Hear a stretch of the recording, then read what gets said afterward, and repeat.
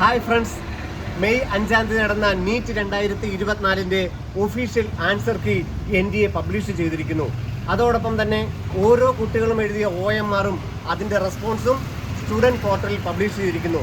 exams.nta.ac.in/neet എന്ന വെബ്സൈറ്റിൽ നമുക്ക് ഓരോ കുട്ടികളുടെയും ഒഫീഷ്യൽ ആൻസർ കീയും OMR ഷീറ്റും അവരവരെഴുതിയ OMR ഷീറ്റും അതിൻ്റെ റെസ്പോൺസും കാണാം. 31-ാം തീയതി വൈകുന്നേരം 11:50 വരെ നമുക്ക് വേണമെങ്കിൽ ക്ലെയിം ചെയ്യാം.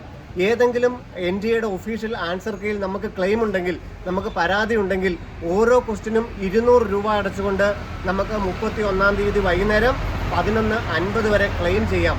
അതോടൊപ്പം തന്നെ ഓരോ കുട്ടികളുടെയും OMR ഷീറ്റും അതിൻ്റെ സ്കാൻ ചെയ്ത റിപ്പോർട്ട് റെസ്പോണ്ടും പബ്ലിഷ് ചെയ്തിട്ടുണ്ട്.